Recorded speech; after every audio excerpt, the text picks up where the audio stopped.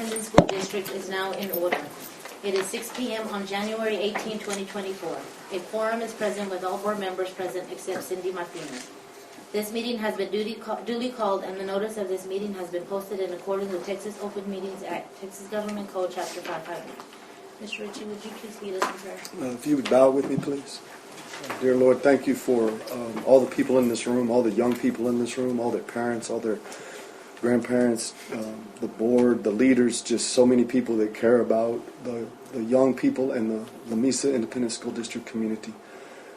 Watch over any of our families that are having any kind of struggles, the Thixton family, and any family that doesn't come public, because there's a whole lot of people that struggle that we just don't ever know. And just please watch over all of our people, keep them all safe as they travel home tonight. And over the next few minutes, just allow the young people in this room to feel celebrated and be celebrated. Thank you for everything you do for us. In your name we pray. Amen. Amen. Do we have anybody sign up for a public? No, ma'am.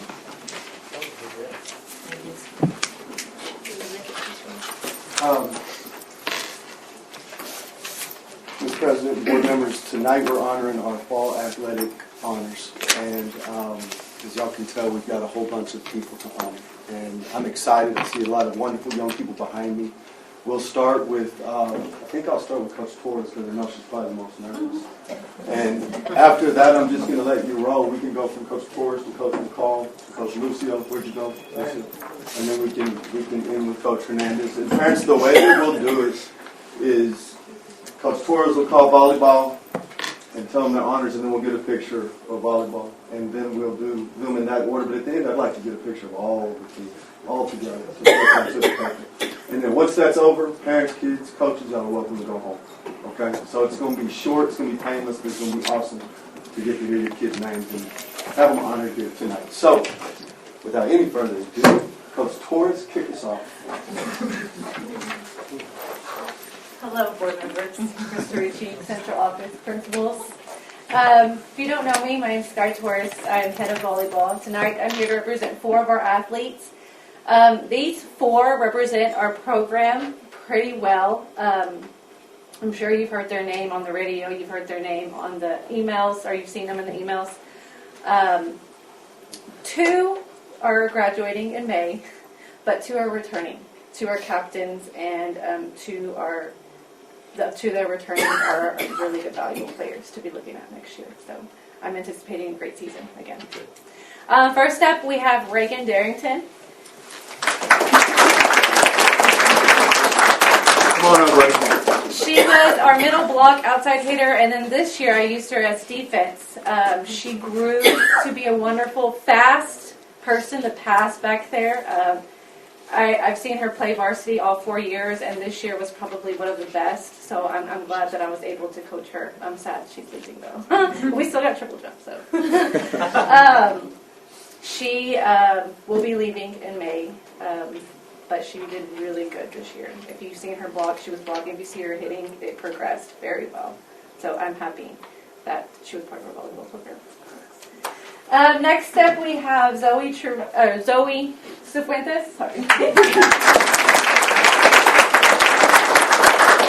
Zoe was honorable mentioned. Unfortunately, we had an injury right before district, but it was enough to get her noticed. She is our setter and an outside hitter. She will be returning. She's a captain, and I hope that we'll be healthy next year.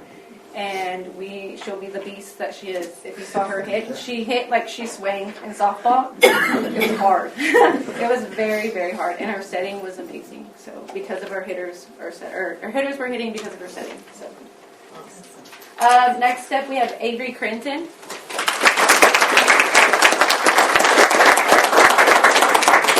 Avery is a graduating senior this year. She was one of our outside hitters, one of our big blockers, if you can tell by her height. She came in and stepped up. We had a lot of injuries in district, and so she stepped up and played backline.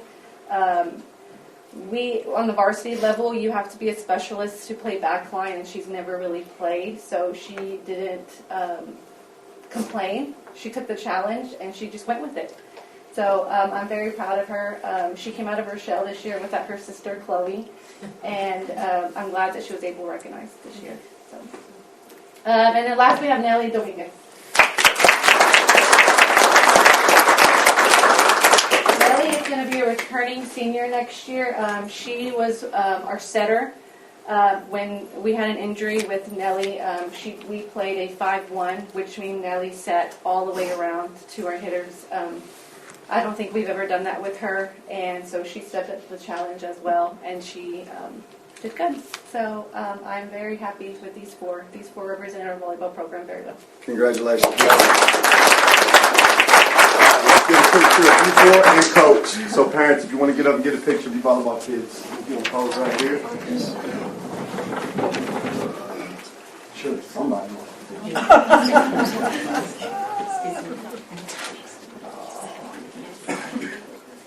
Got it. Anybody else? Jump in there, guys. And then don't leave.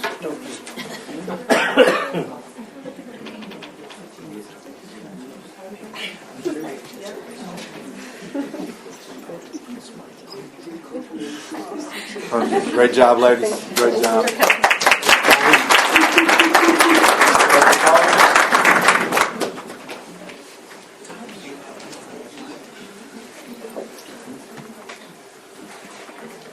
Board members and Mr. Ritchie, thank you for inviting Cross Country this evening. We appreciate your support in our program. We have seen growth in our program. We had more kids out this year than we've had, and we have some graduating seniors that I want to recognize. First, I want to recognize Mr. Yenny Guevara.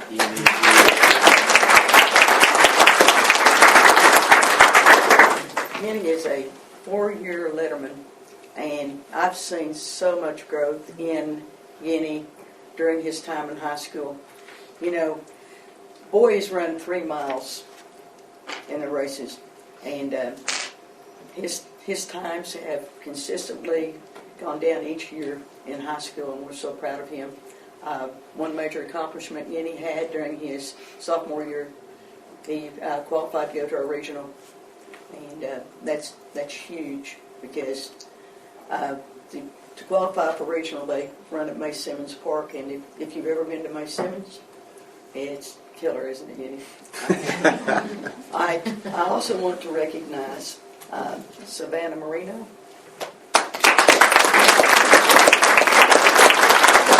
Also a senior this year, and Savannah, if you watched her all year, she's just an amazing athlete, and we're so pleased that she's been in our program, and I am going to be blessed to get to coach her in a few weeks in track.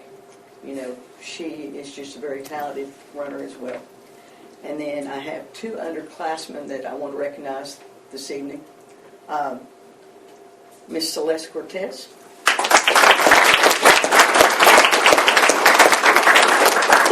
Celeste is one of those rare athletes. If you've been around town, you probably have seen her running someplace. She prepares year-round and has made a tremendous amount of improvement during her high school year. And I am so pleased with Celeste and look forward to getting to coach her. She's a junior. We'll have her next year in cross country and also in track this spring and next year. And then I have Mr. Rico Enriquez.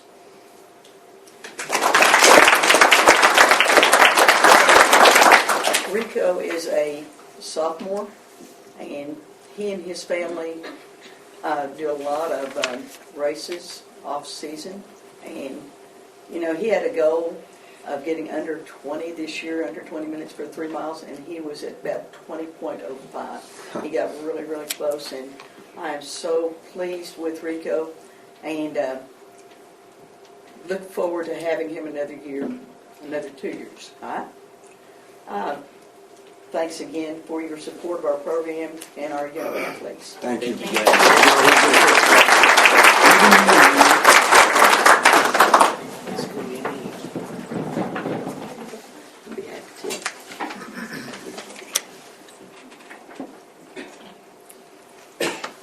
Jump in. Thank you. Whoa. Slow your roll. My bad.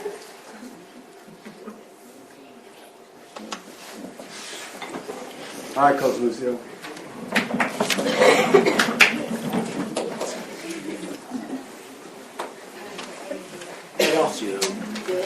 Good. I wanted to recognize some of my tennis kids that did really well this past fall in District 4, 4A. I have 3 that are here, and I have 5 that are gone at band and couldn't make it. So I'm going to recognize the ones that are here.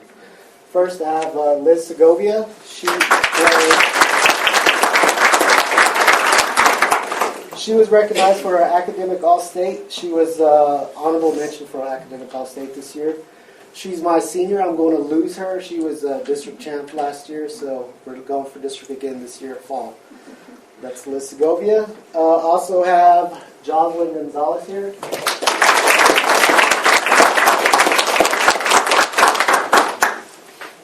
She is a sophomore, true freshman. She's second year varsity. She was honorable mention in District 4, 4A in mixed doubles. I also have Haley Martinez here.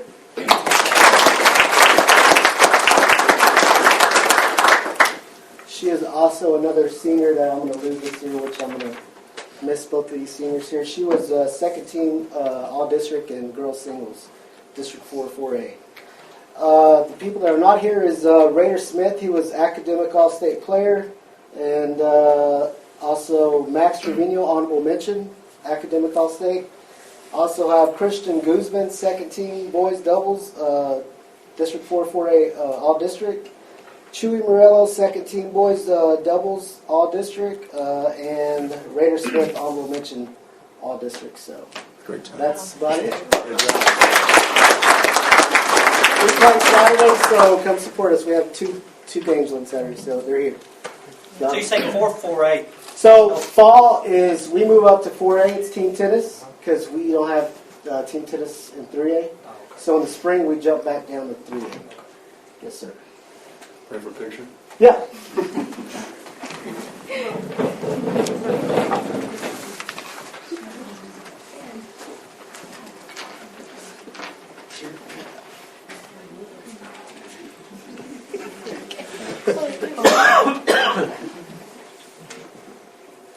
Thank you, guys. Yes, sir. Great job. Last Coach Hernandez. And football guys, once you're up here and you take the picture with Coach, stay here. And I'm just going to add all of our other athletes to that picture. Harvey? Perfect. Good evening, everybody. Coach Hernandez.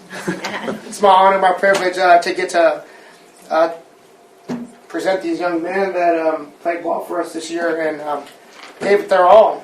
We have a total of 11 young men that have gotten recognized throughout our district, so good job, fellas. I'm going to start off with Hector Zamora. He had first team quarterback and first team inside linebacker.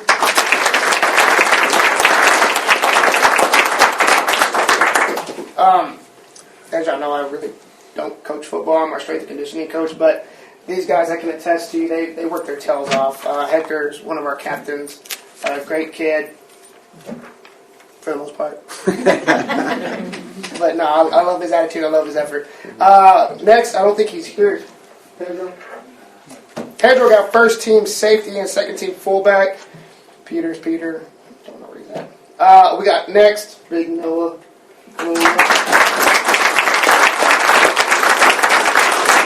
Plus, Big Noah, first team offensive tackle. He did a great job for us. He had to be a leader on the line for us and help us out there. He did a great job for us. It's kind of hard to not to game plan around this guy. We're going to miss him. He's senior. Up next is Benito Barrios.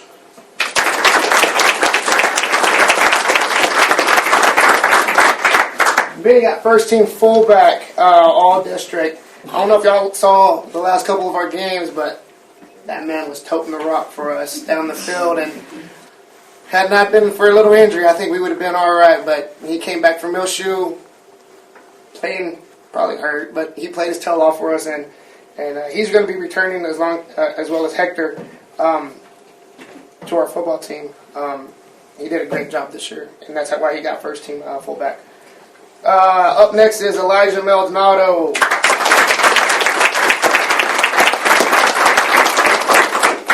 Give him a little time now. but he's in a walking boot now. He got first team outside linebacker and second team running back.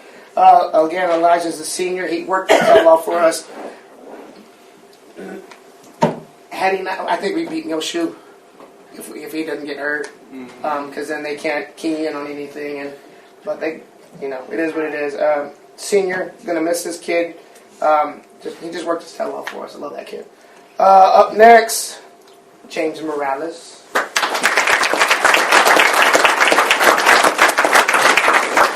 JJ got first team defensive end. Gonna be returning for us as well. And we're losing a lot of guys though. JJ, great kid, works hard for us. He's gonna be one of our leaders next year. I look forward to him helping us out next year. Up next is Adam Garcia.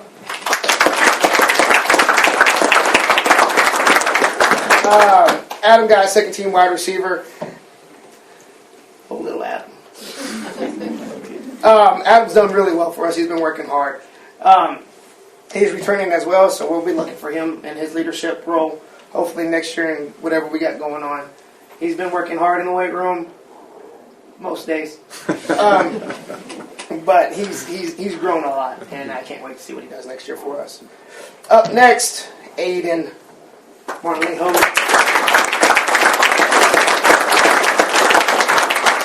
Aiden got second team center, so he's a senior on the offensive line. Our offensive line is gonna be gone. But we got some guys returning that can fill some spots. Aiden, from freshman year all the way up, has worked his tail off. He's done a great job. Being a center isn't an easy job, and he held it down pretty well for us, and he helped us out. He played multiple spots on the line, right? Pretty much all of them. And so, being that he played every spot on the line and he still got second team center, is a great story to look for. Great job for him. Up next is Jonathan Iglesias. JJ is a senior. He second team guard. Also played everywhere on the line of scrimmage for us. These guys they handled a lot of adversity and they played really well for us, and they picked up where they had to pick up and help us out. They didn't complain, or if they did, I didn't hear it, or I chose not to hear it. But they worked their tails off, even if they didn't like me sometimes. Up next, we got Rogelio Vela.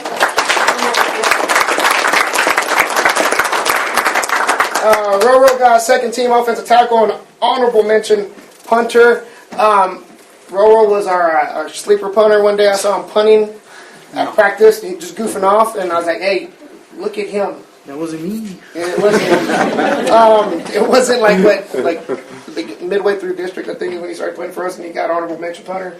Again, second team offensive tackle. Again, another guy that probably played everywhere on the offensive line for us. Our linemen did a great job moving everywhere, filling anything and everything they had to do to help us out. Senior as well. Last but not least, Esteban Acosta. Come on.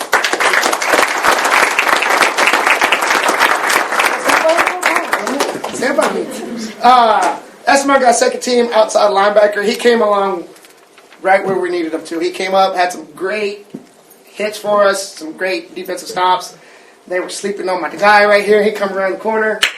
Hello, how you doing? He did great. Very proud of him. Proud of all these men right here. They're gonna do well. Those of you that are leaving, hate to see y'all leave, but I wish y'all well and just do great things. But I can't tell y'all enough. How much these boys they work, and they don't just work out at the football field. They got to hold jobs down and work, and then try to make time for us out there at football. And it's tough, but we make do, right? Sir. And we get along just fine. This was y'all's first year at the new weight room. Any suggestions? Anything we could do different? Anything could have added? Anything you'll need? Air conditioner.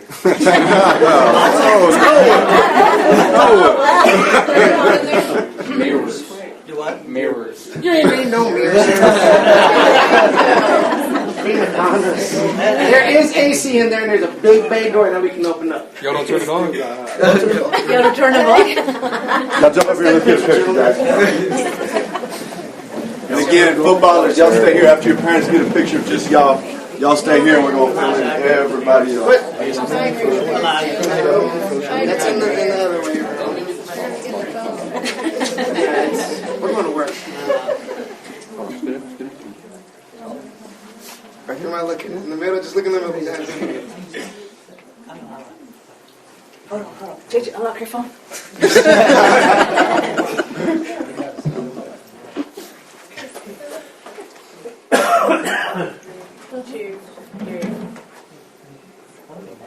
Strike a pose.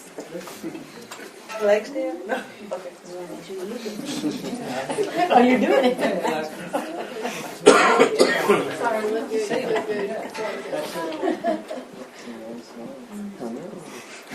All right, let's have everybody. Y'all Let's stay. have all those other athletes and board members. If you don't mind coming around and getting in this picture with everybody, this will be the. Just fill them in there. You're going to have to get tight. I know you don't love them, Zoe.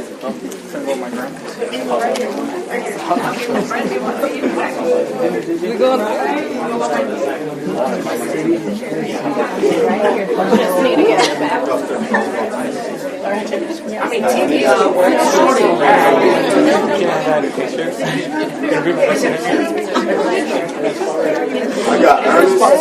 Always. I got her now. I had her. I lost her. I lost her. Guys, right there. Nobody move. Just smile. Guess so. Sorry. Okay. Wait, you didn't count. Hold on.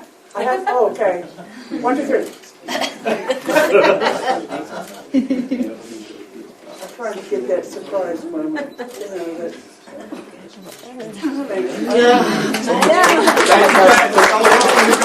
y'all for coming.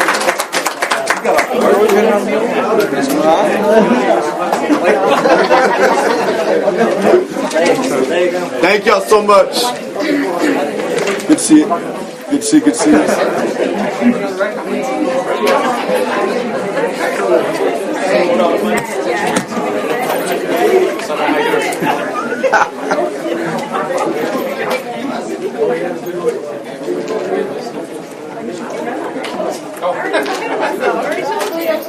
I'm their third wheel. That's right.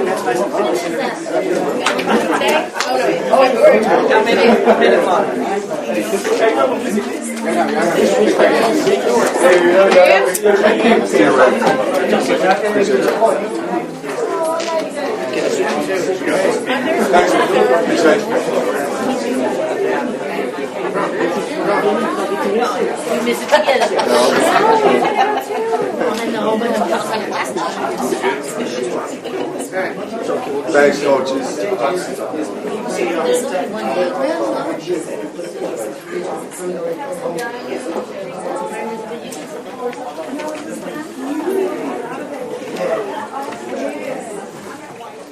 Thank you for the supper. Thank you, guys. I didn't get to finish. I was afraid. People were staring at me like, I didn't share it. I was like,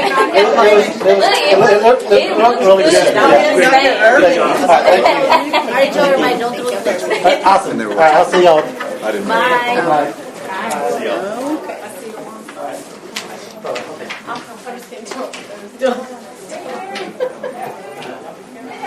Ready? We're good to go. We're good.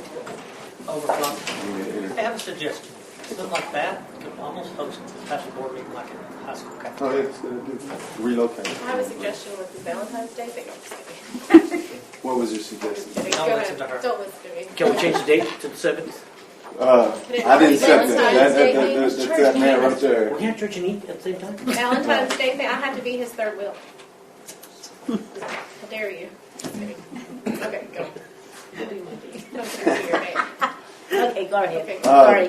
I'm going to go ahead and introduce Casey Gash from Bollinger Seegers Gilbert, and she's going to go over our.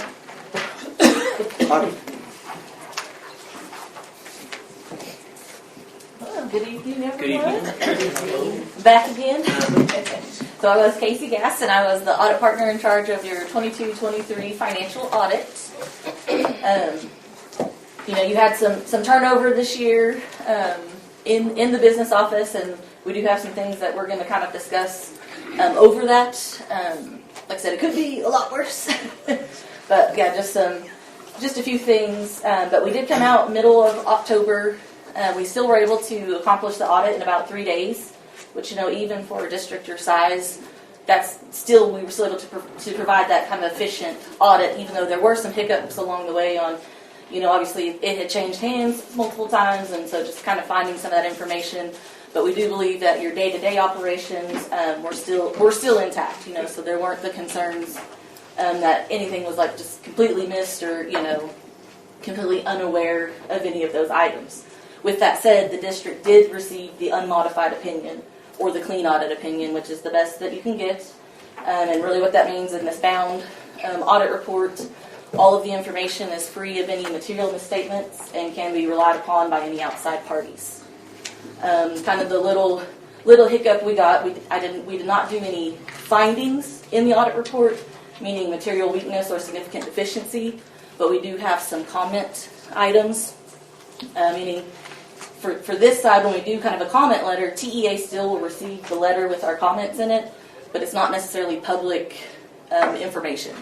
If the findings would have been in the audit, it would have been part of the audit, and that is public, and it also would have affected the first rating if you receive, significant deficiencies or material weakness. So like I said, it wasn't the worst, but like I said, we just wanted to point out a few things. So with that said, in your front of the audit report, we have a few items. There's this letter that's a little thicker, and I tried to put them in order as I was going to talk about things. This is normally just our standard communication to the board. I usually don't go over it. It's usually some of the standard wording. But I did this year attach the journal entries because we did kind of have a significant number of journal entries, and that's really what stemmed the management comment letter. And that is the other letter that's kind of the 2-page right behind it. And if you go to kind of look at that 2-page one, really the third paragraph, our first comment item was that there were grant funds that were kind of re-expended on a grant that had already been expended in a prior year. And really what happened, most of your TEA grants are just a year-to-year basis. With these ESSER funds, they spanned over 2, 3, 4 years, depending on which one you had. And so we had some of this turnover, so it was not apparent to those that, hey, some of these funds had already been expended in prior years, so all of these payroll and some of these other items were expended again in these federal funds. Well, there wasn't any room to do that, so we had to move them back to the general fund. When we first got your trial balance, we had, I think, a $17 million fund balance. And then by the time we moved what we had to move back, it's $15.6 million in your general fund. So, like I said, all those expenditures had to come back in to the general fund, with the caveat being TEA would not allow you to draw down those funds. So that was kind of what we're thinking, by moving them back into the general fund, now we're back on track here, and we can draw down the remaining funds that, were left. So does that mean in the prior management it was moved when it shouldn't have been moved? No, we moved it this year for your 22-23. They were amounts that were put in this grant that you didn't have money for. The grant was but nobody was able to see those prior periods, and those weren't picked up, thinking, we need to spend all of this money because it hasn't been expended. When in fact it had been expended in a prior period and just not taken into account. So, you mentioned that we had a $17 million fund balance. That was after this, it dropped to 15. Yes, when I received the unadjusted trial balance, it was showing a $17 million fund balance in the general fund. And by having to move that ESSER funding that got expended back into the general fund, so it was about $2.4 million. Or 2.4 million. It was something. Yeah. That you had to, because of the ESSER? Right, so ESSER, you had already expended those in prior period, but nobody was looking at the prior period. They just looked at the current period and thought, we need to spend all this ESSER money. When actually stuff had been expended in a prior period, so those expenditures can't stay in that special revenue fund. Do we know what period it was spent? Yes. I mean, these go back 2, 3, 4 years. 2020, yeah, So this- all so- the way back to. So it'd be the same. I mean, when you're talking, you kept mentioning we had changes, Yeah. changes, personnel changes. I don't but know what that means. we didn't Well, have I was talking about the personnel different when people all Sorry, that just happened. during the The current business year office. and not being able, not understanding what had been done in these prior periods. Like this time next year, we'll be talking with the personnel we have now. Yes. Okay. Okay. Okay. No, that's what I. Okay, that's what we have. So everything we're reflecting on now is not the personnel we have now, really. Correct. Yeah. Essentially. Okay. Essentially, That's yeah. what, So, yeah. and so it's kind of over. And this is why I didn't elevate it into a finding for the audit report, because of some of the turnover and some of the things that had happened, and it wasn't lack of trying or doing anything. It was just missed. So once again, when we were asking or answering questions and we were wanting answers and we weren't getting it, we were probably on the right track of why we weren't getting answers from the prior personnel. I'm not sure on that piece, because these were kind of expended when all the changeover happened, so they were accounted. Well, before they were saying Well, we were what's- going to have this much at the end, and we knew it couldn't have been that much, but they kept saying it was 20. Ms. We were told we Guys. had to request Can- open records, or we were told. Can I say that when you set me down that day, to me you explained it really well, and she said, speaking on, like Ron and myself walked into what she called the perfect storm. Not just the change in regime, but the amount of hands over the last few years that have been on the business office end. And it's like I've told you, I think we had a really good talk, and Yes. we came up with a plan to make sure we remedied everything. But that's the best way to describe it is Ron inherited a perfect storm is the best way to I look just don't at it. want this board and this administration To think that it to was.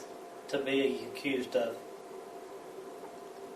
I things that were completely done. understand. No, I don't think it was anything to coming We in. all There's just know- not enough we all hours in the know day to get Mr. back into. Jelchik here was asking the right questions at the time and was getting, you're the bad guy and you're rude and be quiet and it was, I mean, that's the truth. That we're just being the truth. I mean, and he was on the, he does what you do, so he knows what to ask, and he was getting stonewalled.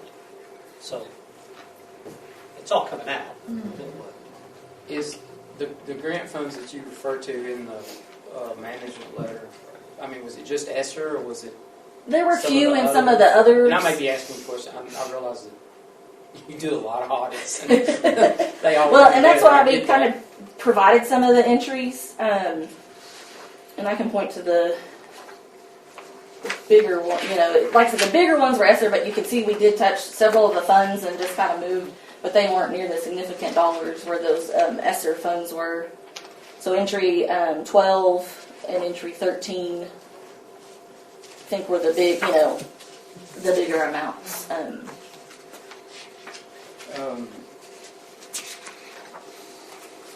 So the total amount of grant funds involved, what are you saying that is? I mean, It was about 2.4. So like I said, not all of it may have been ESSER, so there were some smaller ones, but ESSER was the big That's a one. million. But ESSER you got a lot of money from, and if you're Yeah. not seeing those prior period, obviously you think, oh, we got to get all this spent, because there were deadlines. ESSER 2 was supposed to be done at this September, ESSER 3 has to be done next September. So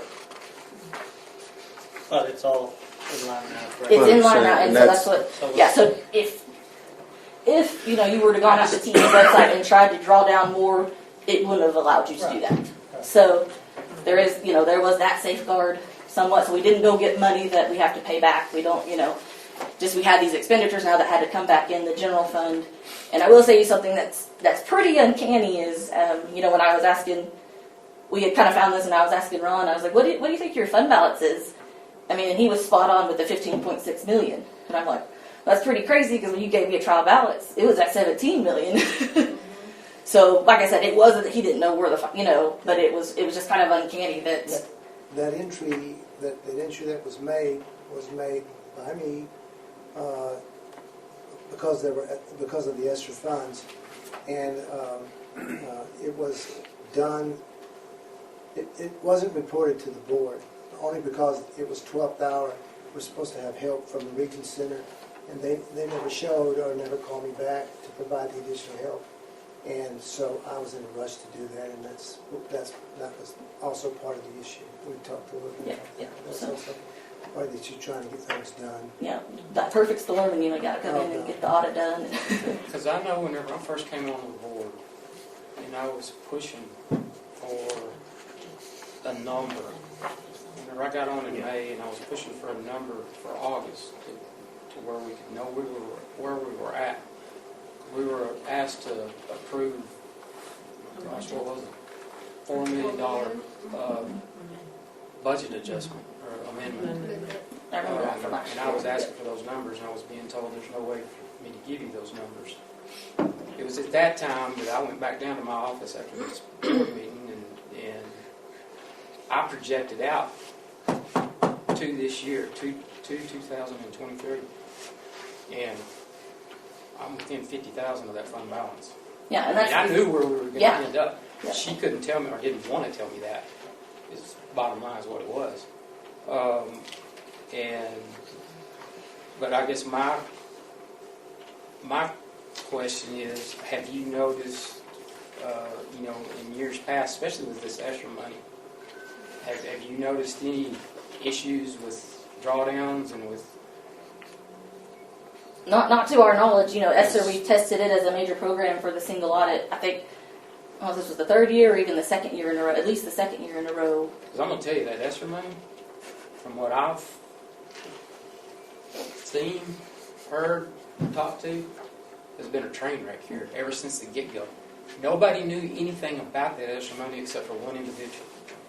The people that used the money weren't even able to obtain information about it. The people that were in charge of spending that money were not given any information. There was only one person in this district that really knew how much extra money was out there. And that's been a concern of mine from the get-go, is because that information wasn't being shared. The people within the district that needed the information it was not given to.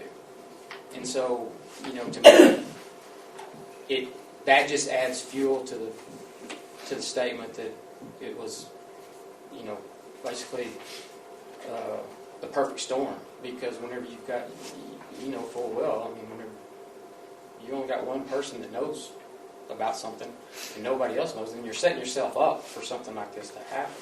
I would agree with that statement. So, but I'll ask the same question that Ron did. We're good. Mm-hmm. Yes. Yeah, I As think long as we've. we're out.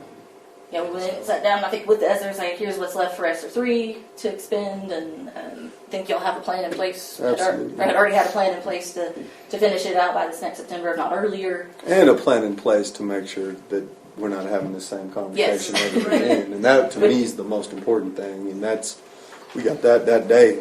You left here and we were already, we had it fixed. We just got to get through Which is why, like I said, the state at this management comment side, that we did want you to be aware, because it was a significant amount. You probably knew this conversation was coming. Yeah. Oh, yeah. I'm looking forward to this. You sat back there now. Yeah, it's empty. Notice Bauman's not back there today. And kind of also the other thing then that we noted in that second paragraph is on your indicator 6 for your first rating, which will be, you won't get all that till next December or January usually. The district will fail indicator 6, which indicator 6 is a ceiling indicator, which means you can only get, I think it's going to be an 89. So because we failed this, I did have a handout too that kind of showed the calculation, and this is going to be over your fund balance. It's kind of side to side, and it says indicator 6 across the top. I hope it's in there. It was. Yeah. Okay. I was like, oh. So what this indicator is doing is there's different buckets that your fund balance can be in. It can be restricted, it can be committed, it can be assigned, and it can be unassigned. Restricted is usually done by, that's usually your debt, capital projects, funds that are restricted in use. Committed is a board action. You decide and say, hey, we're going to commit X amount of funds to do certain projects. Assigned is done at the management level. You're the CFO or the superintendent can say, hey, I want to assign a certain amount for certain projects. And then your unassigned is, There's no strings attached on it. So what happened on here is you don't get to count that committed in this calculation. Your committed was sitting at about $12 million. It takes board action to uncommit those funds. So by the time we've looked at this, you couldn't go back and correct it. So probably the suggestion is maybe looking at that committed, and I don't know if y'all already have. Can I add something Yes. to this? And again, I had you stay and explain it to me. So basically what this means is it doesn't mean we don't have the money we thought we had. In 2020, back when this construction was starting, the board, which we were sitting at a fund balance of like 21 million, they committed 12. I'm going to say something here, and don't correct me if I'm wrong, but TEA frowns on you having too much in your fund balance, and so you make sure you have some committed. So if TEA comes and says, why do you have 21 million? Well, we can say, well, 12 million of that is committed to various construction projects. Well, that was in 2020, and as construction, our fund balance then dipped, and we never came back since 2020 and uncommitted that. It's not that we didn't have the money. Correct. So it's, again, like the other one, it is a very easy fix that we've talked about. So, does that make sense? Yes. Okay. So those Did I were, say that pretty well? Yeah, I think so. So I thought you'll be shocked next year when 89 is the highest you could get. So, in fact, nobody told us, but but yeah, you get to pass either or. So it's not like I'm saying go uncommit everything. That's not necessarily the purpose of this, but just making sure. Usually the easiest one to pass is the one on the right, the 75 days of operational expenditures. That's where TEA gets their 3 to 4 month rule of a healthy fund balance. But like I said, when I do a lot of my calculations, I do the fund balance in whole because that's the money you have. But with this indicator, that committed gets pulled out. And really what they were trying to do is back, boards were saying, oh, we're going to hide this money from TEA. This indicator was kind of put into place so that if your unassigned starts slipping, you're not hiding this money still over there. So that's really what this was, the intent of the indicator, I believe. And also to make sure you still have a healthy fund balance. But that's kind of where we were on that. So The silver lining being we do have a healthy fund balance. Yes, I absolutely agree. We missed getting that in before the year end. So, but that's an easy fix. Once again, why it's in a comment letter, and also with the comment letter, usually when TEA reviews your audit report, they send their review and they have like notes on there. This will be one of the things saying we noted you had a management comment letter over these items, and then we forwarded it to X department. So just know that we'll be getting the letter that'll say a few more things than we're probably used to having on there. But Do you think we'll ever get that letter? well, that's fair. I haven't received their last year one, so. That's what I was here to say. I've got several that You still have some last too? year. Yeah. Yeah, Are they just behind? COVID. Is that I guess. Yeah, I mean, COVID. COVID. Everything's COVID. So anyway, that's the tough talk for the night, But like I said, you still got that unmodified opinion, and that's good. And like I said, we didn't have any other control findings. We didn't have any other, items we would need to bring to your attention from a compliance standpoint on some of like the maintenance of effort, the strings attached kind of to your foundation money.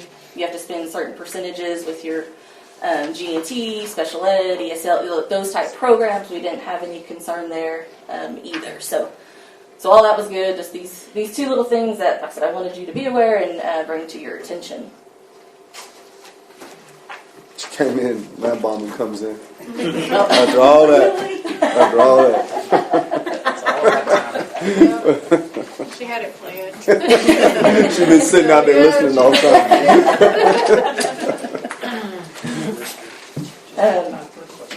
So I think usually, when I go over the audit report, this is going to be kind of my same MO.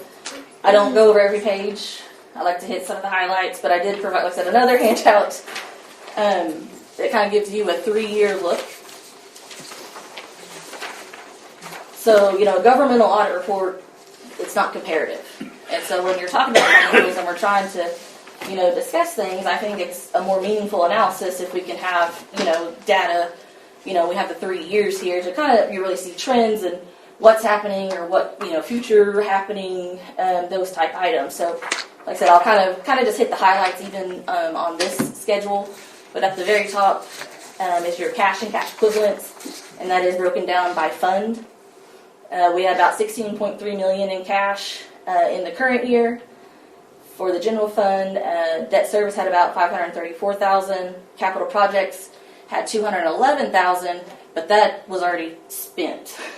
We had some accounts payable items, so that cash is now gone. And then in our other funds, which is mainly going to be the child nutrition fund, there was about $370,000 for cash, for a total cash position of almost $5 million versus the $22.5 million in the prior year. So if you're kind of looking at it like, oh, why did our cash go down so much? Well, it's the capital projects. That's the driver. So they're pulling, inherently the capital projects, you get all the money up front and you spend it down. That's the nature of that fund. So not unexpected. We also do have amounts still outstanding from your ESSER funds that need to be drawn down. So we have those as receivables, so they're not cash in your bank. So those, and it's a very cumbersome process, I believe, to draw down those funds, which is why they were not drawn down as easily as some of your other grant funds. There was a lot of other strings attached for reporting purposes. So a lot of districts were waiting, and sometimes even waiting till the end, much to my dismay. Kind of, but that is what it is. But they didn't want to have to do some of that other additional state reporting twice. So, like I said, some of that money's still out there. Moving into your receivables, payables, that next section. So when I'm talking about those receivables from your grant funds, that's that number there, about almost $2.1 million for those type funds. You also were in a state overpayment position, which is kind of what y'all been in the last 3 years. So basically meaning you were paid more cash in this year. When they settled up and got to your final foundation piece, they said, no, we overpaid you, we'll just take it out of next year. So you don't have to cut a check back to TEA or anything. They just fund you less. And some of this can also be a management or philosophy, if you will, where some districts will front load that ADA. They know they put a higher ADA than what they're probably going to end up with, just to get some of that cash flow up front, knowing, well, we're going to be in a settlement and an overpayment. There is a threshold of how much you can do that. Also, you can't go put 10,000 ADA on there, and you only have 1,300. So there is kind of a buffer there, but like I said, not a strategy we're not used to seeing. But yeah, that's kind of just the way that foundation money is working. For your property taxes, so because we report on a modified accrual basis for property taxes, you only record revenue for those dollars that are received. You still have amounts that are outstanding that need to be collected, and that's what this number is representative of. And we'll look at a schedule in the back over this too, but those are kind of offset by another liability, so they're not in your income. So just kind of keep that in mind. Usually when you record like your grant receivables, that ends up in revenue. But as for how property taxes work on those receivables, they're just offset by a liability, and you're only required to record revenue to the extent of collections. Moving into the fund balances, we've kind of touched on the general fund briefly. We did have the decrease from the 18.8 to the 15.6. For the general fund and the debt service side, we did have a little bit of an increase there. So now we're about $534,000. Food service, we still have a surplus, or about the $305,000 for food service. And I think I've discussed this with you before. There are strings attached on this food service side that you can't have excess of 3 months of expenditures in your fund balance. You are still well below that. Or I say well below, but $438,000 was about your 3 months, so you're okay. If you ever were to go over that, you have to file a plan with TDA on how to spend those funds. But we're not there, but I just kind of like to let my boards know that that's a different animal on the food service side. Capital projects, I did tell y'all it's complete, it's done, there's no more fund balance. And the reason we have that little bit of cash is to pay some of those last minute invoice, or not last minute, but those last few invoices that didn't get paid until September. And then in the other funds, a very small amount for total fund balances of almost $16.5 million versus the $20 million in the prior year. Any questions on the balance sheet side? Okay, let's look at really get down into like the general fund, and we have our revenues and expenditures, and really what drove that fund balance decrease. So from our local revenues, we could see we had a decline. It was only 6.6 this year versus the 8.1 in the prior year. In last year, though, that's a little deceiving. 1.8 million came from the permanent school fund. So you had that extra bump there for last year that was not in this year. So that was really a big reason that went down.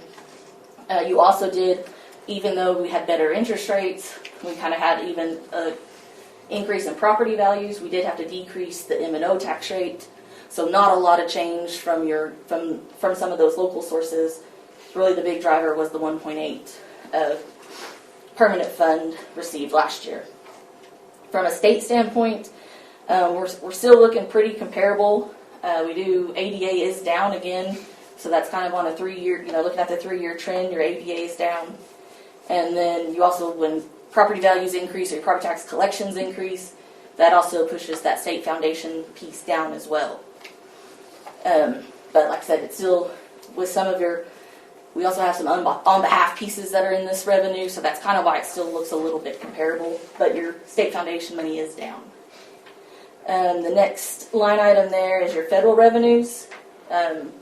These are down, but really in last year, I think there was some indirect cost that was, you show it as revenue in the general fund because those ESSER funds or whatever you're going to do, grant funds, are reimbursing the general fund for their admin time. Instead of people in your central office charging time directly into a grant, they're allowed to use an indirect cost rate approved by the state to to reimburse the general fund for their time.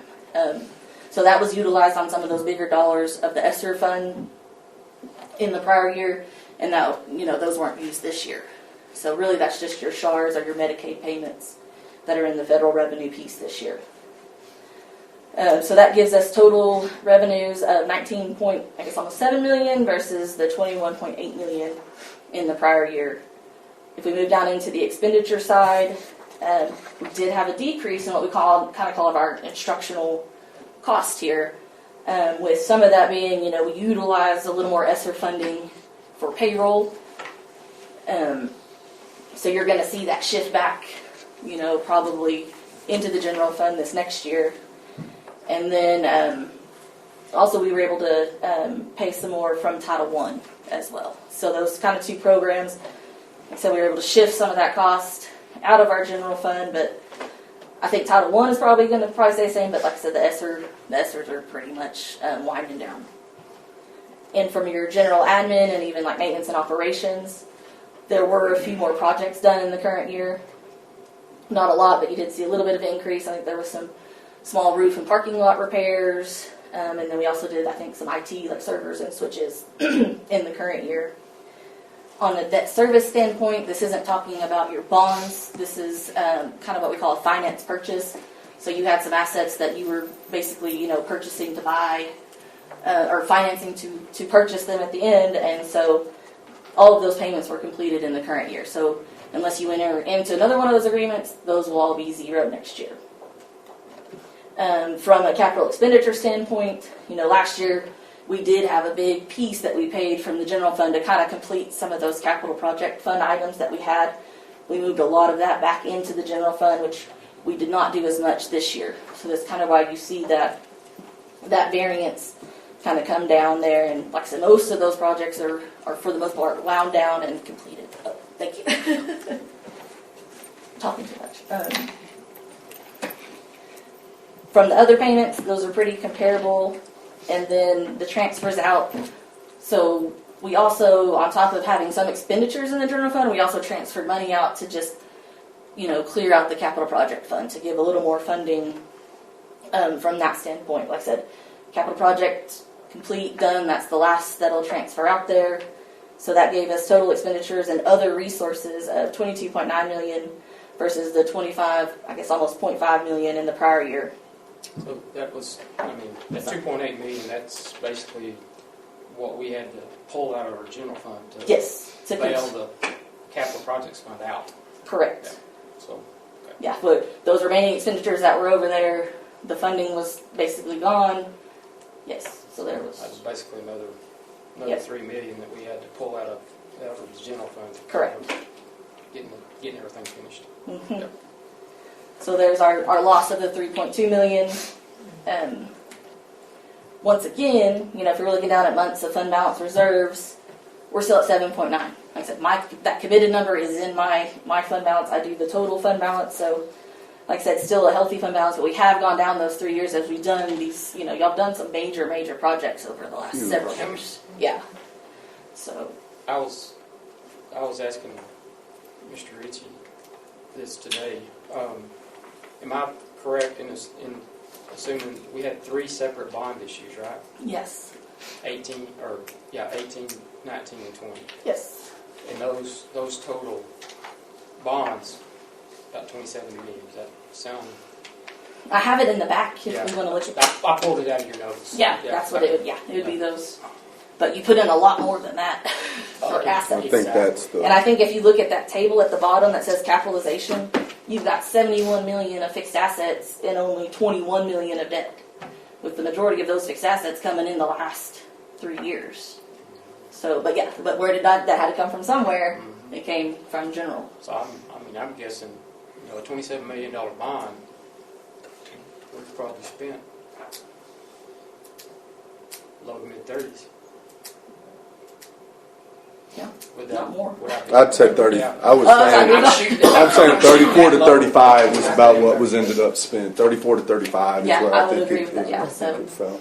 But usually if we see districts that issue bonds and they do their asset, usually that fixed asset to that bond they're usually pretty close to each other. So I actually had noted that when I was looking at the survey, I was like, man, look at all the assets we put on and our debt is still what I would call minimal. I know it's a big number. So that still. money came from somewhere. Yeah, general fund. Exactly. And that's where you're seeing this trend. As we're looking down, and I think, we kind of discussed this too, most of this trending downwards of your fund balance is all capital. Had you not had any of this capital outlay, we would be adding to fund balance. We would, but I think y'all were kind of planning for that to say, hey, we want to do these projects. We know sun's going to come out of the general fund.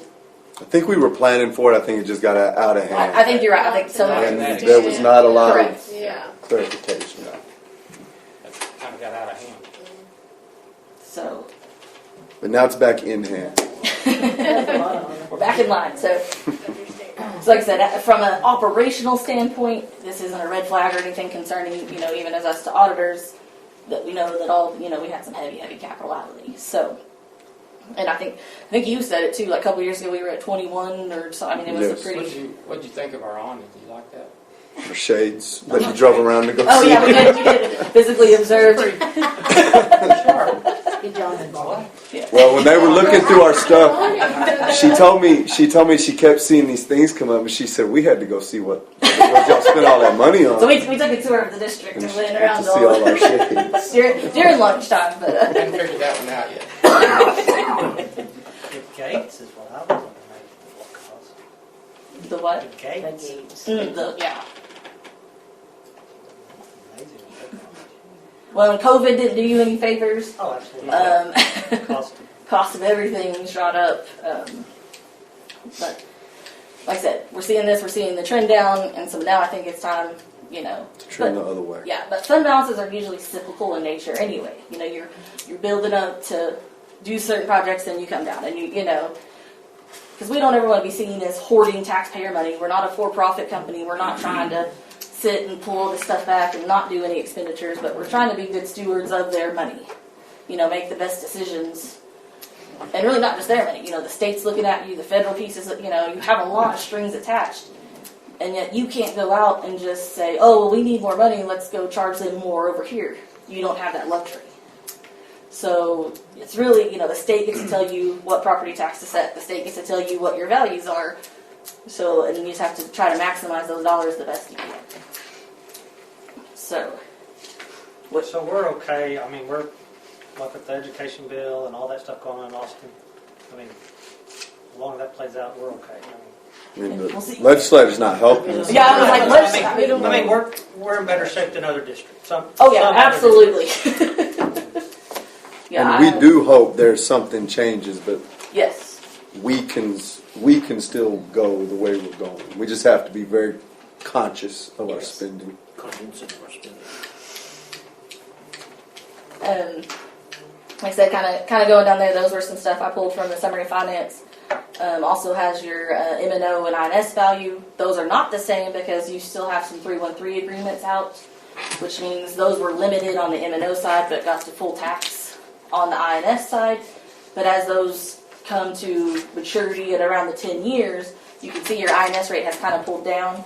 What's depreciation on those 313 agreements, that towards the end of the 10 years, those values come back in line with each other. So obviously you had a little bit of a, you didn't have quite the decrease because there was an increase for your other tax base, but there was a decrease on the INS side.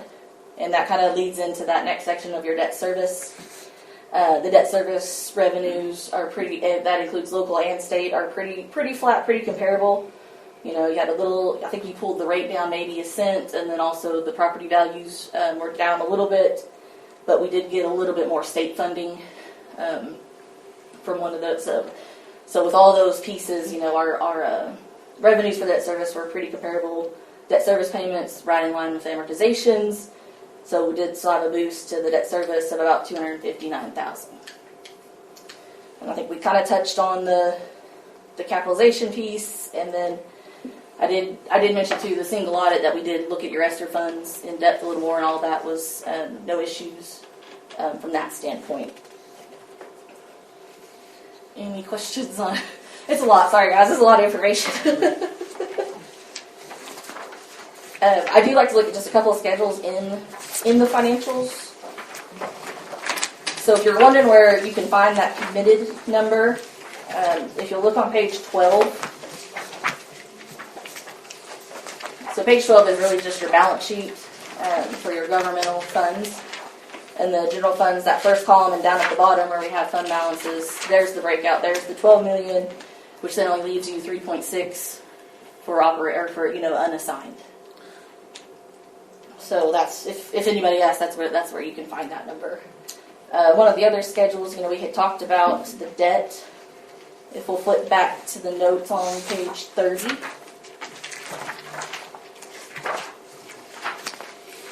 And even page 29. So 29 kind of shows you, we were talking about what was originally issued. Here's your 3 issuances of those bonds. And that first column there is $27.7 million was what was issued over those 3. And then the next table below on the far right says how much is still outstanding for each of those issuances. And then on to the next page, what your commitments are for the life of those bonds in the principal and interest columns. And so this is what a lot of my districts will use, in order to know what to set that INS tax rate at. Because this is what you're trying to do. You're trying to set a tax rate that will cover your bond payments. Any questions over that side? If not, I'll flip to page 46. This is your budgetary comparison schedule. And this is one TEA does look at. So what they're looking for is in that expenditure section, just that middle section. If you have unfavorable variances, what that means is you've overspent your budget. So that budget amendments weren't made by the end of the year to cover what you spent. So when I told you about the TEA letter that may or may not come, I guess, this will be a part of it because in your Function 61 and your Function 81, you were overspent. So like I said, you'll get a comment letter from them on that. So kind of just to be aware, those budget amendments are important as you're going throughout the year to get, because we want the all favorable on that side. One thing that I oh yes. Sorry to interrupt. No, go ahead. One thing that I would like to point out is they're in 3/4 of the way down the page that total expenditures. The difference between the original budget and the amended budget, that $19.9 million compared to that $20.8 million, that is the first time in the last few years that those numbers have been close. Correct me if I'm saying No, I think there was some more padding in there. Mm-hmm. Well, no, the past couple of years, that original budget, the difference between the original budget and the final amended budget was $4 to $5 million difference. And I think most of it in capital, budget amendments yeah. that that were made on the capital. And so, I mean, to me, that says something right there, that those numbers, I mean, done a better job managing the budget. Right. is You what I'm trying to expected, and that's kind of Yeah. like that third line item from the bottom, like he you really did expect a $500,000 loss. So you had already kind of adopted a deficit budget. We knew. Then as we went along in that next column, 3.2 is what we actually had. With the addition, really that driver of that big difference is the transfers out to cover finish the out. capital Yes. projects. Yeah. Which then you're amended as actually very close to your actual, but like I said, just by that end of the year, by 8/31 when you're doing those final budget amendments, just making sure we got all of our functions covered. Because to me, if you look over on that third column, there the actual numbers and the actual audited excess of expenses over revenues was $421,276, which is pretty close to what Ron told us, guys and girls. And that includes that bus. So I think that needs to be. I just wanted to say that. No, perfect. Please. I think even though the fund balance has steadily dropped, I just think that the current administration and Ron himself needs to be commended for adhering to the budget, because that's the way a budget's supposed to work. You don't need to be coming in at the end of the year and having to drop a $4.5 million amendment to the budget. So. Sometimes there's unforeseen things, but I know that True. was not necessarily the case there. But weren't unforeseen. yeah. And the other, there's another schedule on your on page 58 that on our debt services there is you're required to do a debt service budget as well. So we did overexpend by just a small amount. So don't neglect the debt service side, because there were some other costs that came in, either bond counsel or somebody, another additional fees for wiring or something that didn't get included into the final. So just don't leave it neglected. Is and on the other side is the child nutrition, which we were okay on that side, but sometimes people forget about those two funds, so they do require budgets as well. I'm going to flip back just one more page to page 56. We talked about the property tax schedule. And this gives you an overview of 10 years of really what has our tax rates been, what have our values done, and then on the very far right, what's outstanding by year still. And like I said, I told you these are dollars that have not been recognized by the district in a revenue capacity at all. But you're missing out, the number I told you earlier, we pull out kind of an allowance, so anything over 10 years old, we kind of allow for, but really there's $921,000 out there that has not been collected. And then all of those values that are in the property values, those are all your M&O. We didn't really reflect the INS. The INS would have been higher, but there is a note at the bottom about what the current year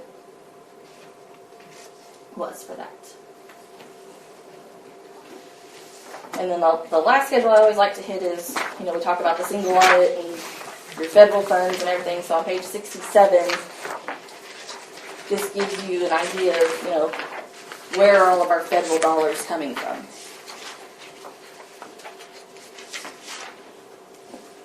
And so for total expenditures, the federal awards is almost $4.9 million.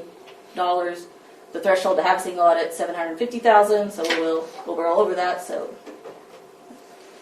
but the district's not been any stranger to the single audits before. I think y'all been receiving the federal money for a while, or to this extent, federal money for a while. I will kind of towards the middle of the page, you see where it says COVID. So those are all your ESSER. They also actually added an additional ESSER 3, which they're calling kind of the T class. So there were some additional funding on top of what your ESSER 3 already was, but those were the amounts that were expended for the current year, with the ESSER 2 being fully expended.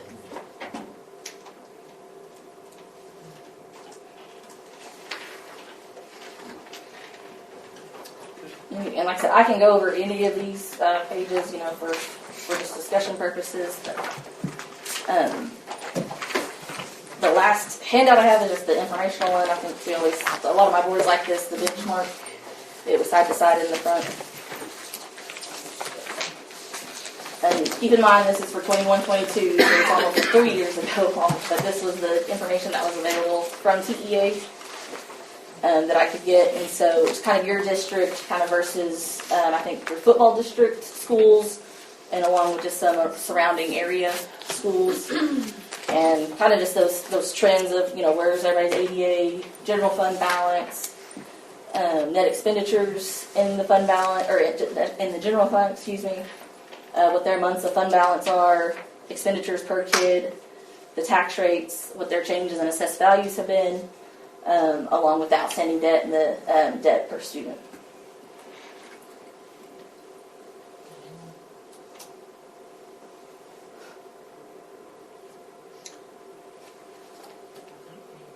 The enrollment dropping trend is pretty steady with all of them, minus 2 schools. We tracked it all the way back to that day, 2016, and we've averaged about a 21 per year loss since 2016, and it hadn't slowed down. So Andrews, the only one that's Andrews. I heard they're looking at going up a class. Yeah. Possibly.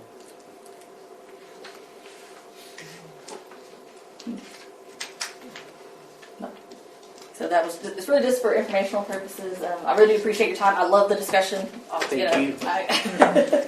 It's almost better instead of just everybody looking at me with glazed eyes. I'm like, am I talking out loud? I don't know. But we have enjoyed working with the district. We did enjoy, I know we had a few hiccups we had to have some talks about, but like I said, I didn't feel at any point that we weren't able to go forward. I did walk out of a district this year, my first time in 18 years. They had not reconciled their banks since they had a turnover type deal that happened in December. We came out to audit them in November, and they were dancing around for about an hour and a half before I could finally get them to admit they hadn't done their bank recs. Fortunately, they paid a lot of money, got somebody in, and we did come back and finish their audit. But at a cost to the district, at a cost, material weaknesses in their audit report. But so when I say it could have been worse, it could have been worse. But I was shocked that it got to that point. We probably can all apologize for looking like deer in headlights, except for Kevin, Richie, and these two. I think you ask questions where Well, the general stuff, like when you start talking in-depth stuff. To me, the biggest thing is that I feel like we've done a good job of remedying anything moving forward. Because that was my biggest concern. Thank you. And thank you, Ron. Thank you. Ms. Gass, thank you. Ron. Yeah. And once again, I kind of talk with these guys. They'll shoot emails.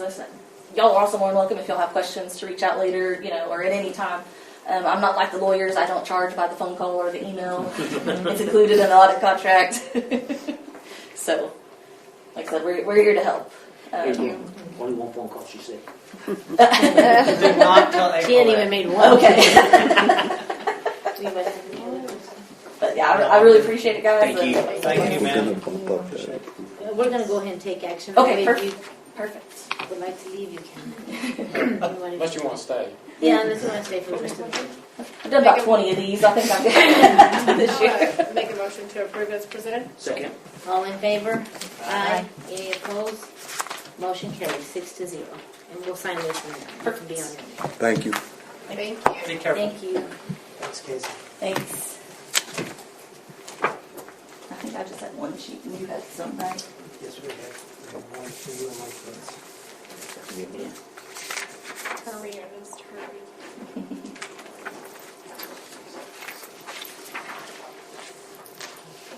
Thank you. Have a good one. Thank Bye. you. Safe. Sorry. Appreciate your hard work.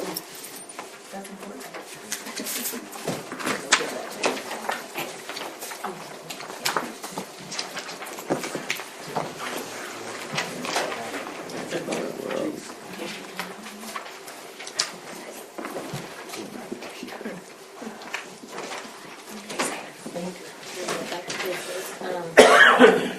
We'll go to the district operations. Consent agenda. a motion to approve as presented. Second. All in favor? Aye. Any opposed? Motion carries. Now we do financial reports. Mr. McKinney.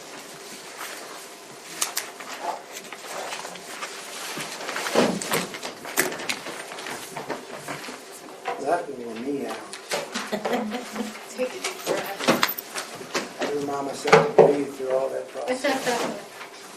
All right, the first It's all page, good. the first page that we have is the general fund by function. That is for December 31st. And just a couple of notes. I looked at the percentages. Some of the percentages are up for a month. Some of that's a continuation from what we did for annual payments, and some of that's an increase in our payroll. We're at 38.67%. Last year they were at 43.46%, and the average should be about 33 to 34%.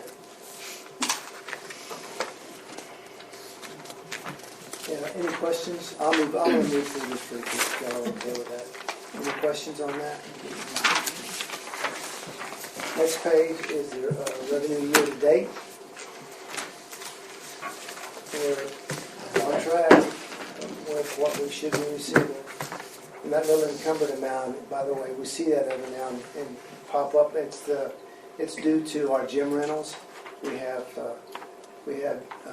We get prepaid for some of that, and then we pay it when it comes. So we encumber what we get an amount, and we encumber what we owe off that amount that we receive. So it's just a common entry, monthly entry. It just happens sometimes when you hit at the end of the month. It perpetuates into the next month. Any questions on revenue? Next item is capital outlays as of December.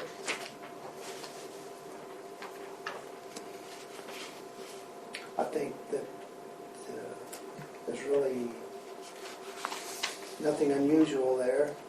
I think the only thing that cabling that we did for Elite Solutions has been turned in for insurance reimbursement.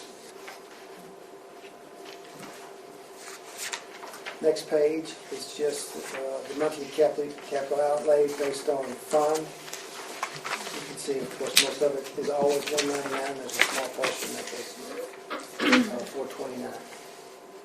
And the reason why that's in there is that small amount is in there is because that's a grant, so it's budgeted, and two, that money will be spent over a period of time for different things up to the budget amount. So you could see little amounts in there. It's not that it's just the way that we have to do it for grant purposes. Next page is the monthly check register. The AEDs, do we have them on every campus? Yes, ma'am, we have to. And Yes. somebody knows how to... We actually, Oh, this okay. year, we have to get every Do we student have trained. more? Oh, okay, perfect. Yeah. But every campus has to have a certain amount of people that are trained in first aid, AED, CPR, and we make sure we do that every year. Yep, plus all of us. Mr. Carreras kind of looks questionable over there. If it's cold outside, you're in trouble, Mr. Carrera, and he ain't gonna help I don't know how you you a can do it bit. with his gloves. Yeah, you're going to have to take your gloves off. I'm glad y'all are picking on it. You're just glad you're getting avoided for a minute, ain't you? All right, the next one is the monthly check register. As of December 31st, we go through this. I go through this with my accounts payable clerk to make sure we know what everything is. We try to touch on, the major items. I go through this with Mr. Ritchie, and I hope that y'all take a look at it. But I'm just going to open it up to questions as opposed to trying to decide what we see and what you see. So, if you have questions. The other question I had was that one, that $160,000, was that part of an insurance payment or something? It was for the... That was the... Yes, Yes, sir. sir. We don't know how much that is because some of that was in addition to, or was a step up. We hope we get all of it. Gotcha. Okay. And then the iPads for the CTE, are those new iPads or replacing iPads, or what is that? They're new iPads, and they're specifically for Career Technology, and they're And it we're came using from the that fund Perkins. that had to be spent. Oh, okay. It's a grant. It's a grant that we use it, and that's what we use it for. And the other thing, guys, and I mention this a lot, but we're tracking every month the water, the energy, the gas compared to the last few years, and we're way under on water, and we're way under on gas. Our electric is still a little much. I have to understand we've got more buildings than we used to have too, but overall the savings are still. I mean, we're hitting looks like close to 30,000 savings a month compared to what we had the last few years. So Did that's the fuel, didn't we get a fuel tax? Yes, sir. fuel monitoring? Randy, you're good. You're here. It'd be good. You want to talk about that for a minute? How it's changed things? Well, what we're able to do now is track how much fuel we're using for each vehicle. So I run a report every month looking at how much this vehicle is using, how much this one, as long as they're fueling on site. And so I've been monitoring the bus usage and the vehicle usage. So it's really been it's really helped. It's a good tool to help me figure out where, and also where it's all going, because that's the other How long thing have too, we had is it? knowing. Well, when did we get that? A couple months now? Yes, it was installed. Late fall. Yes, it's been in Yes. 2 months now, because I've ran two months worth of reports. So yes, it's able to track. I mean, it's really helpful because I'm able to track how much fuel is going into each vehicle, and everyone that's using a code is authorized. So we know that you can't get into the system unless I authorize you a number. So that's helping a lot too. And you're from the greenhouse? The greenhouse. That's from science. Is Yeah. that what they're building? Yes, Because ma'am. I've been And meaning to ask Yes. you. That's but- also grant money. Perkins, Career and Technology. Can I move on? The next item is purchases over $50,000 that were none for the period. Next item is donations. We had 4 donations for a total of $5,560.45. I think you see an attachment on your board book that gives you a copy of each of the items that were donated. That's more than normal, and it's pretty neat because they're not people that would normally have donated to us. Companies, energy companies that just have showed up literally and said, "Hey, we've seen some good things happening here. We want to give y'all a check." I mean, and it's happened twice now. That's awesome. And the last item is budget amendments, and there were no budget amendments. And that's all I have. Thank you. Thank you.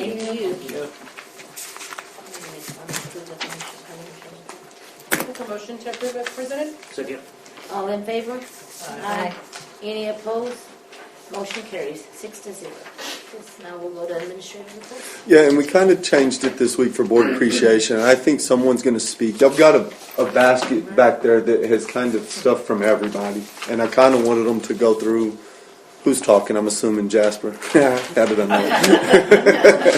So I'll just let you start, and then if y'all have questions for anyone, we can still ask.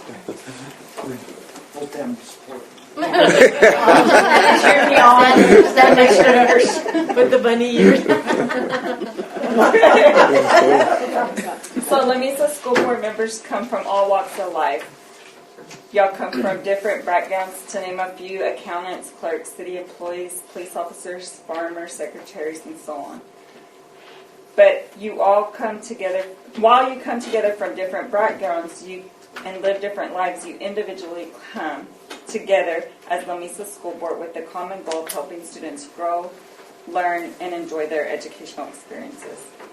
Board meetings are just a fraction of the amount of time and energy that that school board members put in to leading our district. You attend seminars, conferences, training sessions, and you regularly attend school events. You keep up with the latest trends on educational leadership, classroom teaching methodologies, and so much more. You are deeply involved in the community activities and spending many hours in schools and at extracurricular activities.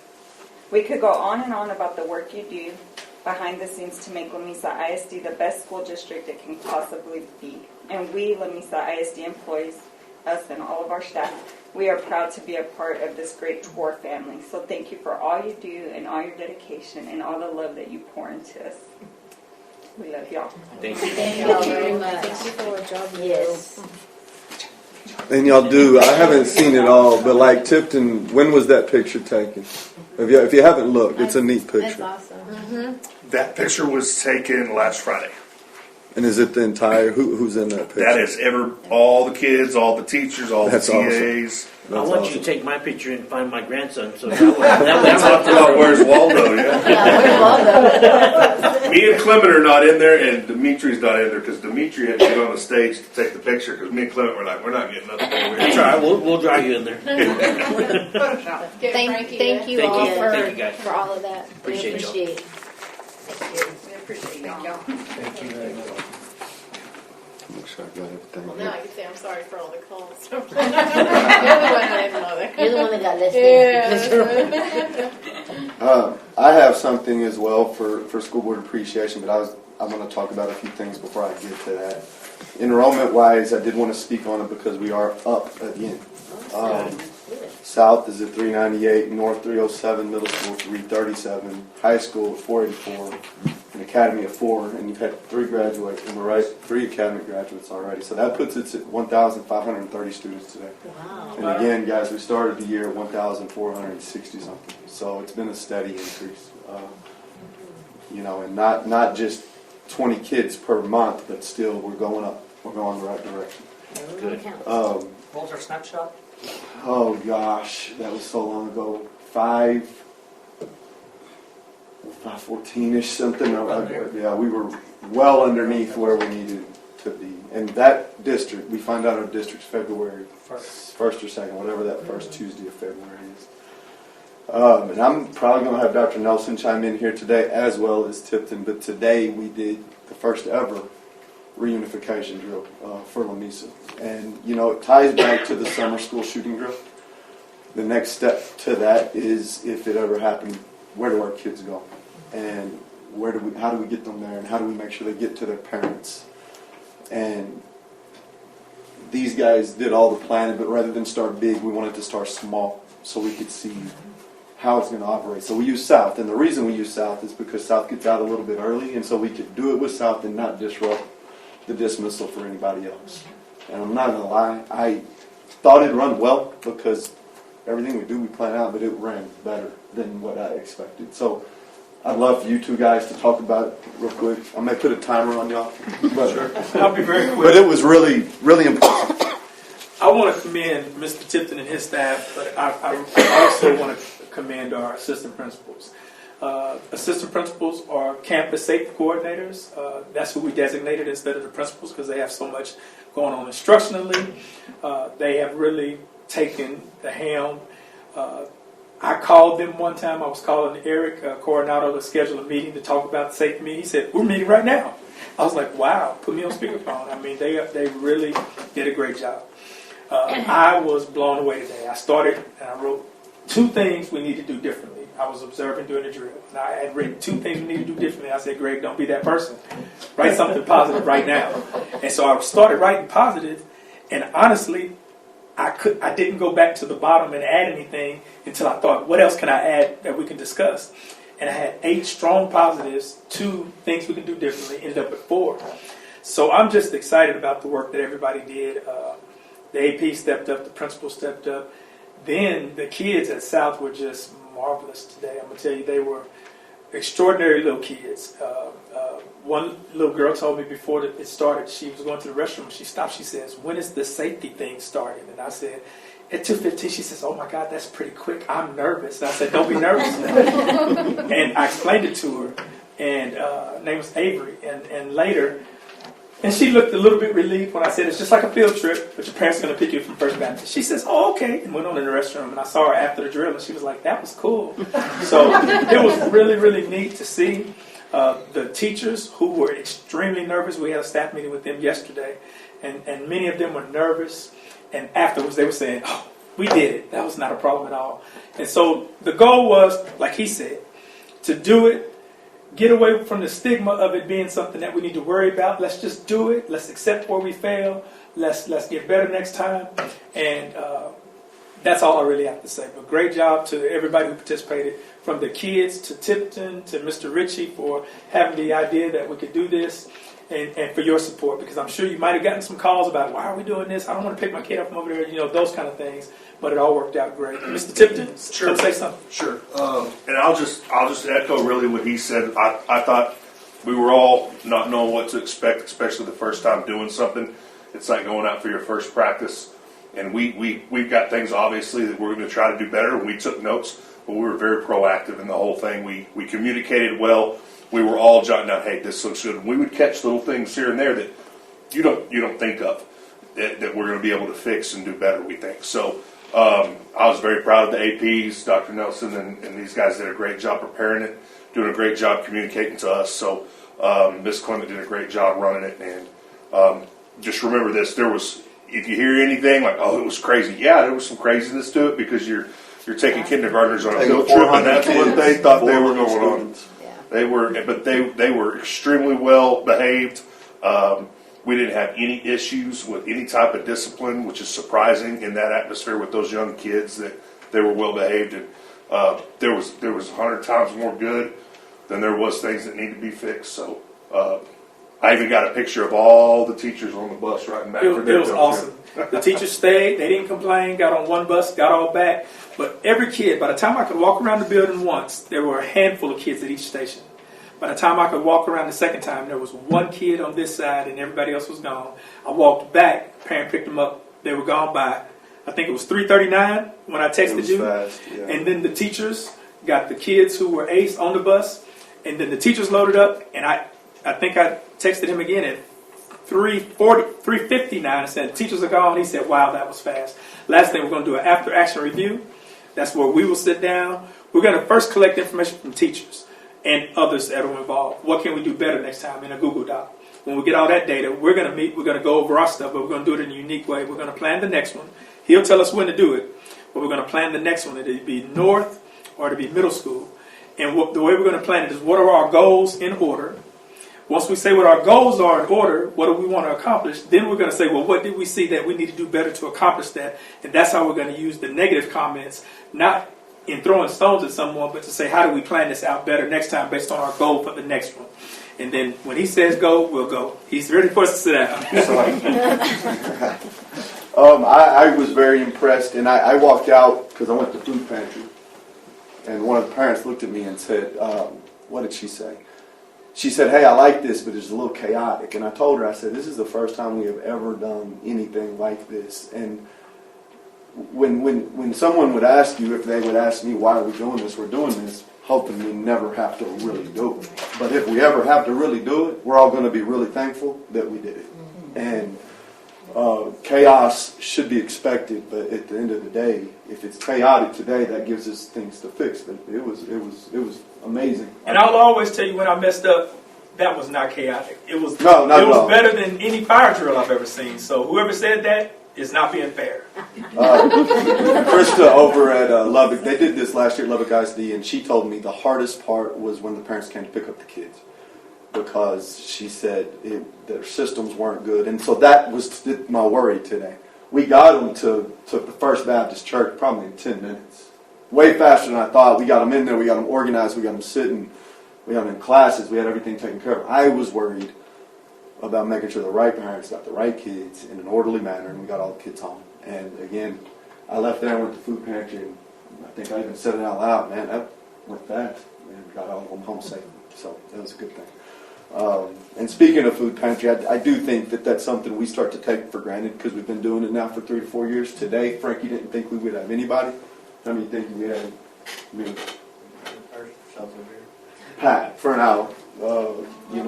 And we typically do. For some reason, we just didn't think we would today. And when we had coats, now we have food. We got coats, we got shirts, we got anything these people could need. And so we were packed today. So compliments to him for keeping that going. I'm going to go on to my board appreciation thing because I know Ernest has been asking about this for a while. Y'all had to give Burnett your favorite number not too long ago. But I do want to read this because, and Ms. Jasper, y'all did a great job. Thank you for what you said. And I don't think y'all hear enough about the work you do. I don't. And I hope you understand how genuine it is when you hear it, because I think y'all would all say, y'all don't get a whole lot of phone calls saying, hey, Pinky, you're awesome, right? I understand that. But I believe you're in your spot because God put you in your spot. I think that's why you're there. And so when I read this, I hope you really listen. Good evening. I stand before you today with a profound sense of gratitude and appreciation for the remarkable individuals who make up our school board.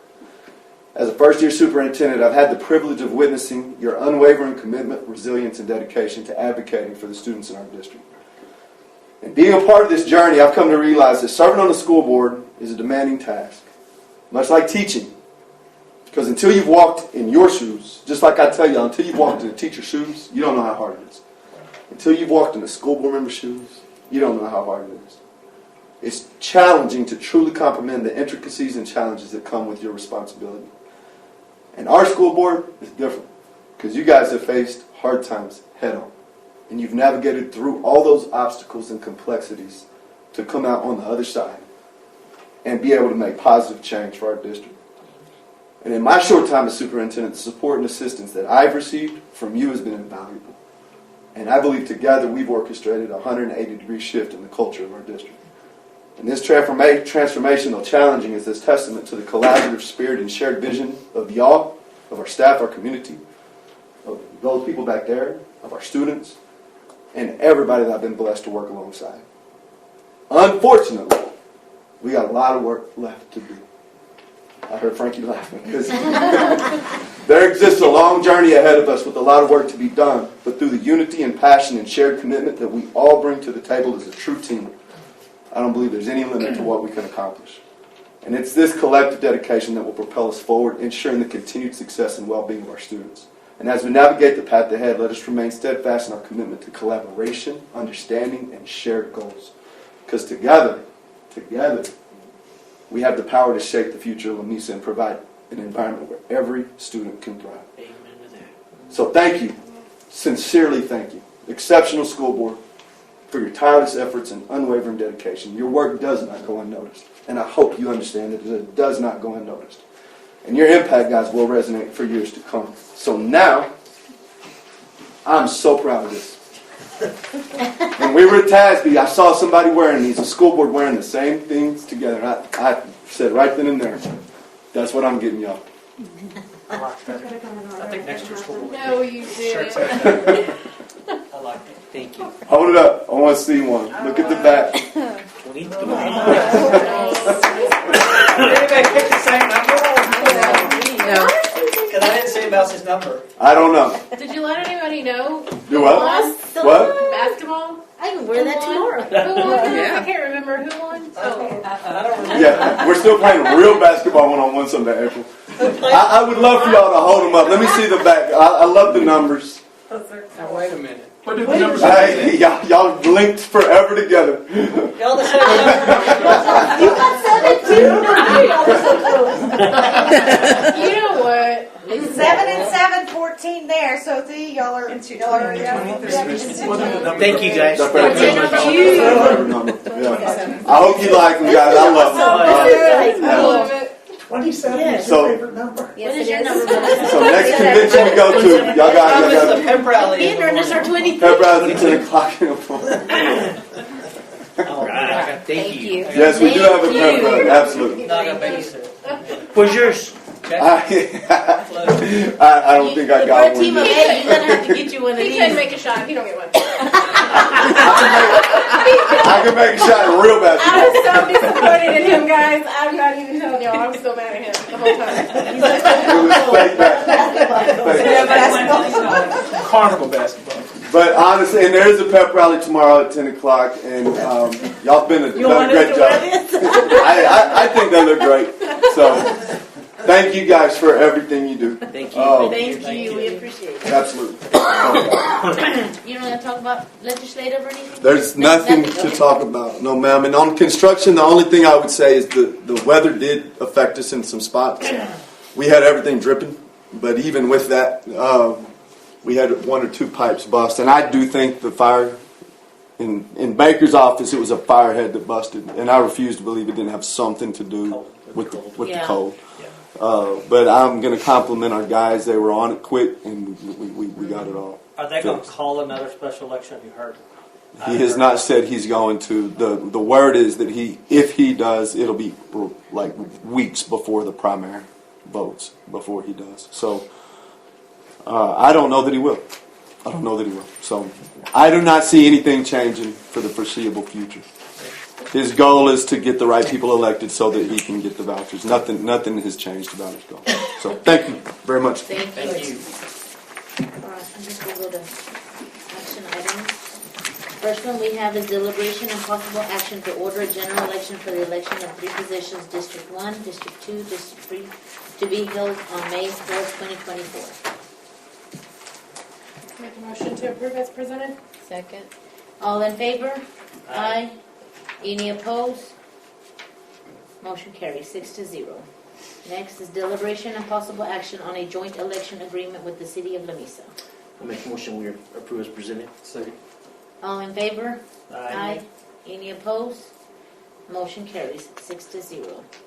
Last is deliberation and possible action to designate David Ritchie as Records Management Officer, SLR 504. So if you need any explanation on that, that was Keith Empfinger forever. And ever since Keith has been gone, it's been bouncing from person to person to person. And I just thought it would be better to be with someone consistent. I can get help with that and delegate, but I would just rather have it with me for the Make a motion foreseeable to approve as future. presented. Second. All in favor? Aye. Any opposed? Motion carries. I think we're still going to executive session. Okay. Now we're going to executive session allowed by Texas Open Meetings Act. Time is 7:41. Yes, we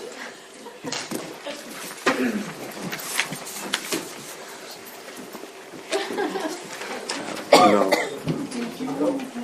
Yeah, I'm just home. Hey, give this to her. And Yeah, I mean, tell her oh, then. Oh, yeah, do that. on the tennis. You want to take it with me? Oh, yeah. That's yours. Here you go. So don't use this tennis. Okay. Use this for tennis. Okay. So everything's good except tennis. That way nobody gets So if you want to put a line through it, and there's your tennis. Oh, I'm sorry. That's okay. Scratchy. That's all right. Use the other. Oh, You should have got my Kindle, dude. you gotta like That's the number I wore in high school. Before can we pray one more time because of the news you gave? Literal box. Can we share that here? Do you want me to stop this? Yes. Yeah. Stop it? Yeah. Not Friday. I think we're open. We have another open We have a game day, Friday, but it's at Denver City. Denver City. And but then we our play next Tuesday here. open is a Friday though. So then Tuesday's home. So it goes away, home, open. I think is what it is. Wonder if like at the Damon West or at the